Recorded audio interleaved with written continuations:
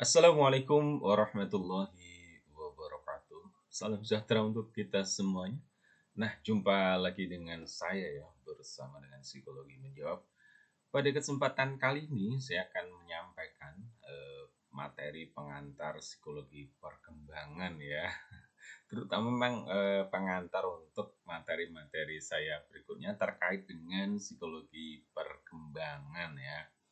Nah, bagi teman-teman yang belum kenal, perkenalkan nama saya Fahriman. Aktivitas sebagai trainer, dosen, motivator, penulis, konselor, dan menjadi associate assessor ya untuk sejumlah perusahaan. Nah, ini biasanya tugasnya adalah untuk mengurusi seleksi dan juga assessment ya. Kalau seleksi berarti calon pegawai, kalau assessment berarti sudah menjadi pegawai. Nah, background studi saya S1 di Fakultas Psikologi Undip dan S2 di Magister Psikologi Profesi di UGM ya.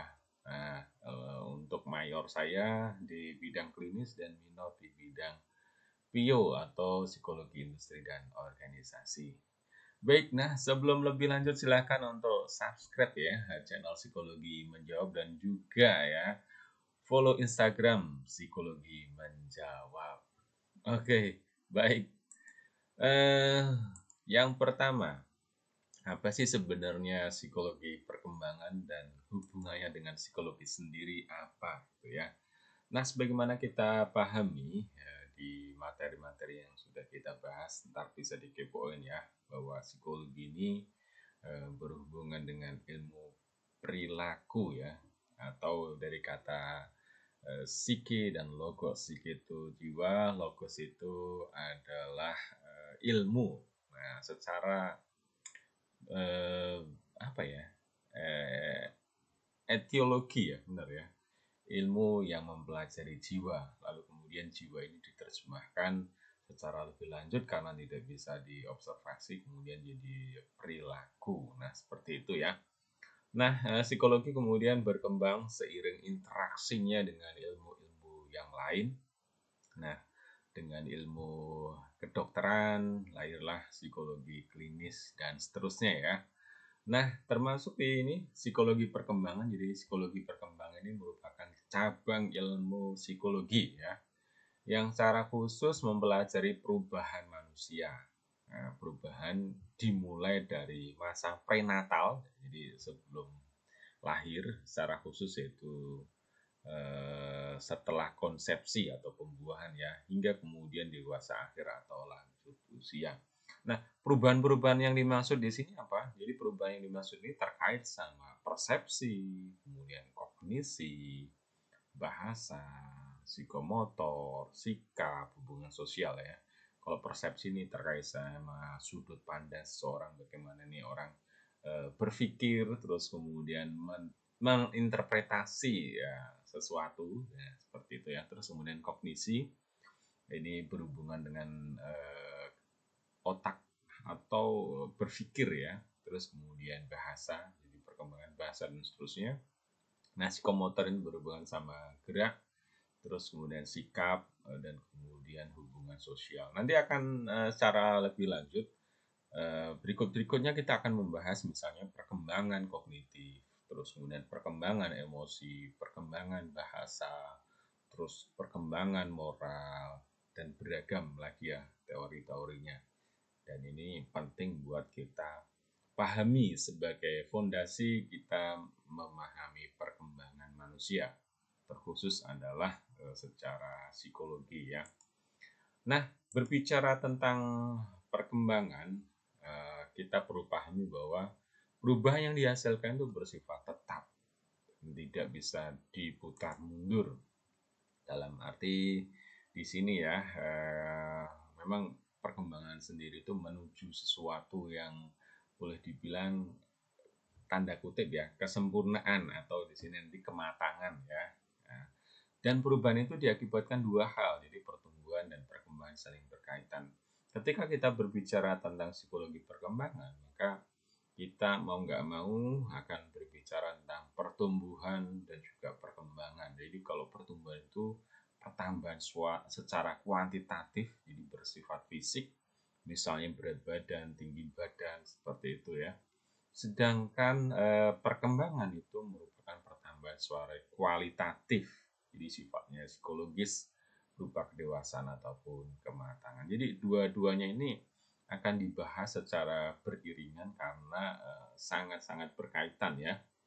Misalnya terkait sama perkembangan bahasa misalnya ya, maka untuk orang bisa berbicara itu kan ditentukan banyak hal, misalnya terkait sama perkembangan di otaknya, terus kemudian secara fisik misalnya terkait sama perkembangan di apa ya, jumlah gigi dan yang lain-lain ya. Nah ini kan sangat-sangat berkaitan dengan yang namanya pertumbuhan. Misalnya suaranya jelas atau enggak.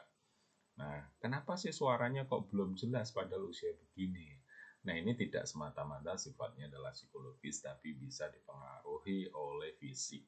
Ya, wajar bisa dipahami karena memang misalnya ya, giginya belum apa ada semua misalnya ya.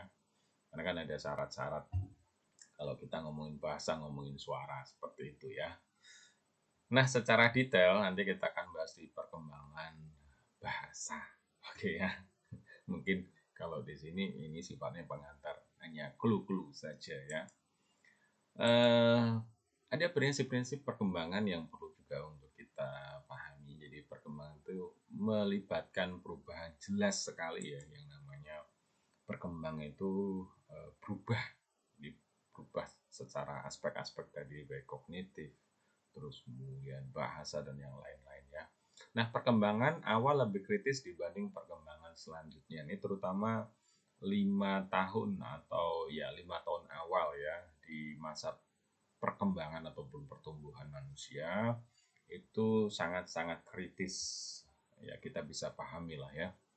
Ketika mengawal-awal yang namanya manusia kemudian lahir dan menjadi seorang istilahnya bayi ya, tahap perkembangan di tahap neonatus baru lahir itu sangat-sangat butuh support dari orang-orang di sekitarnya, sehingga di sini dia boleh dibilang sangat-sangat butuh yang dukungan ya, sehingga sangat krusial. Dan ada orang yang bilang bahwa tahap-tahap perkembangan awal itu seperti istilahnya golden age ya, usia emas, di mana nanti akan menentukan perkembangan berikutnya. Misalnya contohnya adalah eh, misalnya kekurangan gizi ketika masa-masa pertumbuhan. Nah, ini beresiko banget untuk perkembangan otak yang kemudian berhubungan sama kecerdasan gitu ya.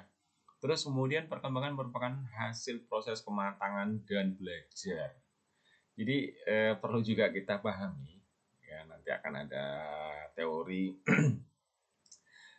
apa sih yang kemudian menentukan perkembangan seseorang. Nah, ada faktor internal, ada faktor eksternal. Jadi ada faktor genetik, ada faktor lingkungan. Sama juga nih perkembangan hasil proses kematangan dan belajar. Jadi nggak bisa juga misalnya kita paksakan ya seorang anak yang memang sebenarnya secara apa, perkembangan motorik halusnya belum matang, terus kemudian kita minta untuk bisa menulis, kita paksa-paksa untuk menulis ya, misalnya itu contohnya ya. Jadi tulisan seseorang bisa menulis dan tulisannya itu bisa bagus dalam arti halus seperti itu ya, teratur dan terbaca. Kan ada coretan apa, tulisan yang sifatnya coretan ya, bukan tulisan huruf ya. Nah, orang menulis tuh butuh syarat-syarat, memang dia kematangan secara fungsi motorik halus dan juga eh, terlatih ya, belajar dari proses mengulang ya di sini ya. Terus kemudian berikutnya perkembangan terdapat perbedaan individu. Jadi individu satu dengan individu yang lain tuh berbeda.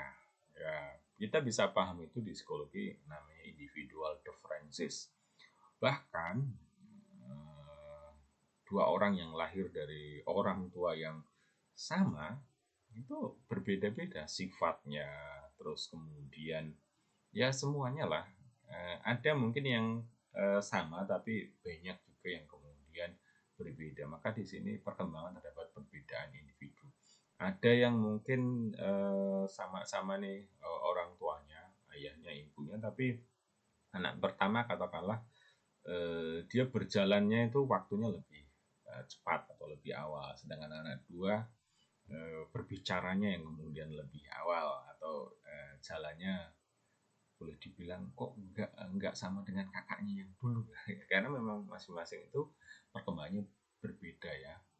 Perkembangan terdapat periode pola perkembangan. Jadi memang ada pola-pola yang sehingga kemudian nanti kita bisa lihat individu satu dengan individu yang lain. Oh, kalau usia segini itu dalam tahap perkembangan apa sih dan seperti apa polanya gitu ya. Terus kemudian perkembangan setiap periode perkembangan terdapat harapan sosial. Nah, memang kita berada di lingkungan sosial, ada harapan-harapan yang kemudian, oh anak saya pada usia ini mestinya seperti ini, seterusnya ya. Setiap bidang perkembangan mengandung bahaya yang potensial. Nah, ini perlu untuk kemudian dipahami. Ada faktor resiko di dalam perkembangan yang kemudian kita harus pahami dan kemudian minimalkan sehingga jangan sampai kemudian mengganggu ya perkembangan berikutnya. Kebahagiaan bervariasi pada berbagai periode. Nah, ini terkait sama pemenuhan harapan, terus kemudian realitasnya dan yang lain-lainnya. Nah, itu prinsip-prinsip perkembangan. Terus kemudian berikutnya faktor yang mempengaruhi. Nah, ini ada sejumlah teori yang berbicara tentang perkembangan ya, dan ini sebenarnya banyak juga dan kita mungkin sudah punya basic ya, terutama di biologi. Ketika kita ngomongin perkembangan misalnya tanaman, itu ada faktor genetik, ada faktor lingkungan seperti itu. Nah, sama juga di perkembangan ya. Perkembangan di sini ada yang memandang bahwa faktor yang sangat dominan itu adalah genetis. Jadi misalnya kalau dia memang cerdas, ya cerdas gitu loh. Ya, ada yang seperti itu, bukan karena yang lain-lain ya, gitu ya. Tapi ada juga yang kemudian nurtur ya, perkembangan disebabkan faktor lingkungan. Ya dia pintar itu karena dia banyak belajar, seperti itu ya. Contoh ekstrimnya. Nah, ada juga yang kemudian tidak menganut nature ataupun nurture dalam arti yang ekstrim, tapi dia sifatnya konvergensi, bahwa perkembangan itu disebabkan kombinasi antara faktor genetik dan juga lingkungan. Ya dia pintar karena memang IQ-nya berdasarkan tes, ya dia cerdas, dan orang tuanya sedari kecil mengajari dia, misalnya seperti itu ya. Nah, mana yang benar kalau kita pahami selama ini ya, sendiri kalau saya sendiri merasakan, mengamati, banyak yang kemudian kita menggunakan konvergensi ya. Jadi konvergensi ini memang ada faktor genetis ya, dan juga faktor berlatih ya. Secara IQ misalnya tinggi, tapi kalau jarang belajar, jarang latihan, bahkan nggak pernah sama sekali, ya dia bisa memahami yang basic-basic, tapi untuk yang sangat-sangat apa namanya, butuh ilmu, ya dia perlu belajar seperti itu ya. Walaupun itu nanti akan debatable ya. Oke, ini pengetahuan, kita tidak berdebat di sini ya. Masing-masing nanti akan punya landasannya gitu ya. Oke. Berikutnya, nah sebenarnya ruang lingkup dari psikologi perkembangan itu apa sih? Jadi psikologi perkembangan itu hitungannya sangat luas sekali ya. Bagaimana definisi tadi, bahwa dia mempelajari perubahan ya, dari konsepsi sampai kemudian lanjut usia. Jadi rentangnya itu sangat-sangat panjang ya. Jadi perkembangan itu mencakup seluruh aspek perubahan, jadi mulai konsepsi sampai lanjut usia. Jadi orang mulai bahkan sebelum lahir sampai kemudian orang meninggal, ekstrimnya seperti itu ya. Nah, aspek yang umum disoroti, nah ini yang nanti akan biasanya ya sangat-sangat kentara. Masih ada satu aspek sebenarnya, kognitif, afektif, psikomotor, dan sosial. Nah, biasanya seperti itu ya. Terutama kalau misalnya nanti berhubungan dengan pembelajaran. Nah, ini akan dilihat perubahan kognitifnya apa, afektifnya apa, psikomotornya apa gitu. Kognitifnya itu secara pengetahuan ada perubahan apa. Terus kemudian afektif secara sikap, ya, terutama sikap ya, itu seperti apa. Lalu psikomotor, nah, secara keterampilan seperti apa. Dan biasanya umumnya ini ya, walaupun nanti akan berkembang ada aspek-aspek yang lain juga. Ini hal umum saja yang umum dalam arti kita biasa mendengarnya ya. Nanti akan ada aspek kalau di misalnya aplikasinya nanti di pembelajaran anak PAUD itu kan ada aspek agama ya, religius, terus kemudian moral. Ya ada banyak ya. Oke. Nah, berikutnya tujuan psikologi perkembangan. Nah, sebenarnya psikologi perkembangan itu memiliki tujuan seperti apa sih? Nah, studi-studi yang dilakukan oleh psikologi perkembangan itu tujuannya adalah untuk menemukan aspek perubahan yang terjadi. Jadi aspek yang berupa apa, waktunya terjadi kapan, terus kemudian penyebabnya kenapa, lalu bagaimana terjadi perubahan itu sendiri prosesnya ya. Nah, terus kemudian juga melakukan prediksi. Nah, kalau seperti ini nih nanti akan berpengaruh seperti apa gitu ya. Nah, ini terkait sama tujuan. Nah, sebagaimana kita paham ya umum lah ini ya. Semua ilmu juga seperti itu. Jadi mulai dari mengidentifikasi, memahami semuanya dengan mengidentifikasi akhirnya tahu pola-polanya. Ketika tahu polanya bisa melakukan prediksi. Bahkan kemudian ini nanti kalau tahu polanya dia akan membuat ya secara aplikatif ya.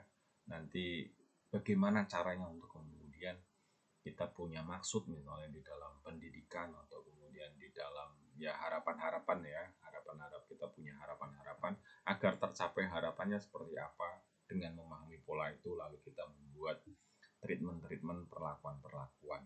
Ini saya kira hal yang umum juga ya, di ilmu yang lain juga seperti itu. Nah, manfaatnya belajar psikologi perkembangan apa sih? Nah, jangan-jangan ada yang ngerasa bahwa ini kayaknya nggak bermanfaat, ngapain juga, nggak ada hubungannya sama ilmu saya gitu ya. Ya, kalau bagi teman-teman yang psikologi jelas ini penting banget. Tapi kalau bagi teman-teman yang non psikologi, ya kan ada istilah misalnya mata kuliah tambahan atau pilihan ya. Salah satunya adalah ini psikologi. Kenapa sih belajar psikologi dan psikologi perkembangan itu terutama? Nah, ini misalnya buat teman-teman di keguruan seperti itu ya. Kenapa sih belajar psikologi perkembangan? Nah, tentu berbeda harapannya ya dengan teman-teman yang memang menekuni psikologi, jurusan psikologi. Ya, tentu berbeda ya. Kalau teman-teman yang keguruan nih fokusnya ya aplikatif. Hubungannya sama tujuan dari apa namanya? Profesi keguruan itu apa sih? Nah, jadi yang mensupport. Jadi diambilnya di situ ya. Nah, kalau orang psikologi yang belajar psikologi, jurusan psikologi, tentu memahaminya ini lebih luas lagi, lebih dalam lagi, dan lebih lengkap lagi. Karena memang bidangnya di situ ya.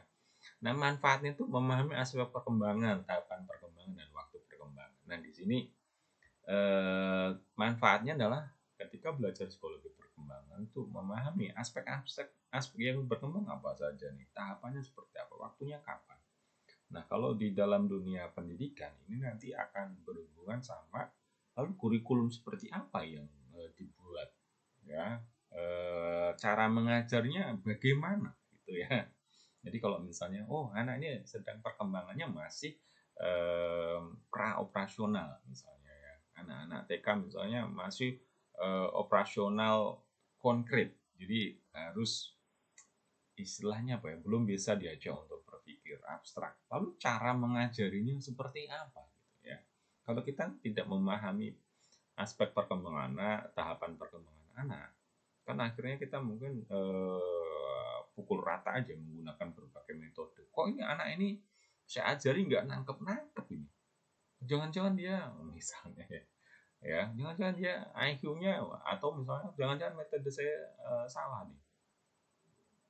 Bisa jadi anak ini tahap perkembangan masih operasional konkret gitu loh. Jadi kita harus membuat cara mengajar kita lebih konkret lagi, dalam arti bukan abstrak ya.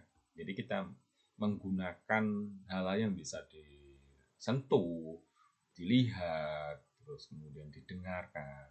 Nah, seperti itu. Misalnya contohnya adalah kenapa sih anak-anak misalnya awal-awal kalau kita ingat ya, kita belajar hitung-hitungan tuh pakai lidi. Kalau zaman saya dulu pakai lidi, bawa lidi itu ya, terus kemudian dihitung ya. Itu bagian dari cara atau metode anak-anak masih operasional konkret, harus kelihatan gitu. Jadi harus memvisualkan itu. Nah itu bagian dari metode. Jadi basicnya, landasannya adalah di sana ya. Terus kemudian mampu membuat pedoman terkait perkembangan yang bisa membantu memberikan dukungan yang tepat pada perkembangan anak. Nah ini terutama misalnya kita tahu terkait sama kesehatan misalnya ya, tumbuh kembang anak.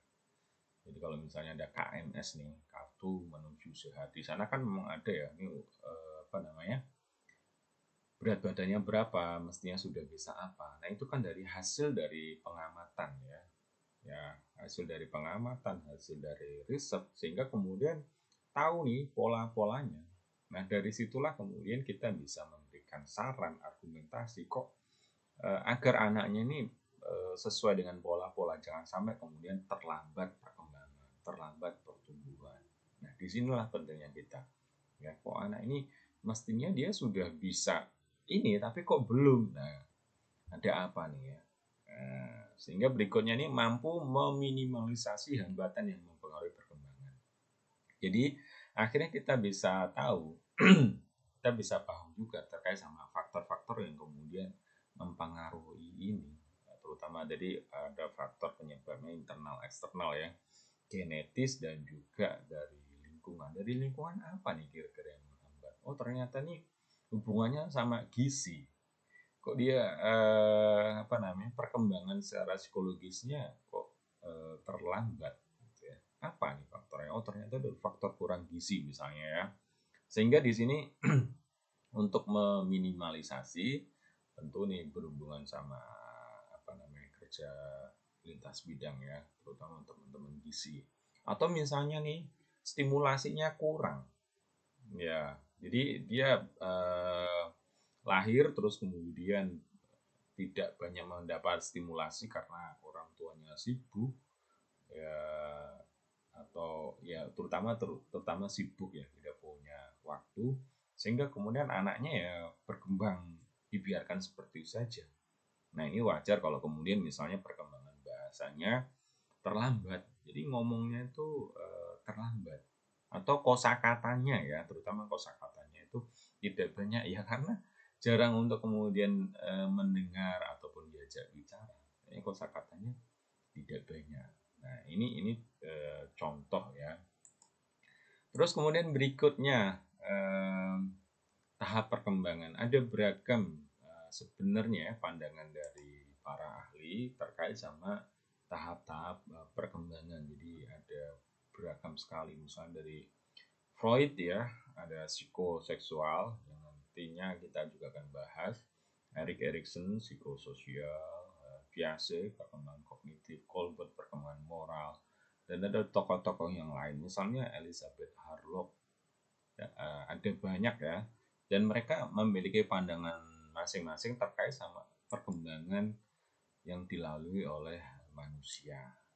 Nah pada umumnya ya, soal nama ataupun soal terutama terkhusus misalnya yang berbeda adalah soal waktu ya, usia. Misalnya usia anak-anak yang mulai dari berapa sampai berapa, atau mungkin di tokoh yang lain tuh nggak ada tuh remaja misalnya, nggak ada konsep remaja, pokoknya dianggapnya dewasa awal atau dewasa seperti itu, atau nggak ada ini di sini kalau di Harrock ini dewasa awal, tengah, akhir, kalau yang lain mungkin langsung dewasa. Nah soal usia terutama itu yang boleh dibilang mungkin ada selisih ya, mungkin ada setahun, ada 2 tahun dan yang lain-lain. Tapi yang penting bagi kita adalah kita belajar di aspek-aspek di masing-masing ini. Nah, nanti kita akan ketemu ya. Oh, ternyata sama nih di apa namanya? Kira-kira usia segini tuh dia aspek yang berkembang itu seperti ini, karakteristiknya seperti ini. Walaupun mungkin penamaannya tidak sama ya. Misalnya dewasa, oh di sini tuh disebut ada loh remaja lanjutan. Kalau di sini nggak ada, ini langsung dewasa awal misalnya ya. Nah, kita belajar karakteristik perkembangannya ya. Oke, nah saya kira untuk pengantar seperti itu. Nah, nanti kita akan lanjut ke perkembangan menurut Freud ya, yaitu perkembangan psikoseksual. Oke, baik teman-teman. Sekian dulu materi dari saya. Mudah-mudahan bermanfaat. Jangan lupa untuk subscribe dan share ya video. Assalamualaikum warahmatullahi wabarakatuh.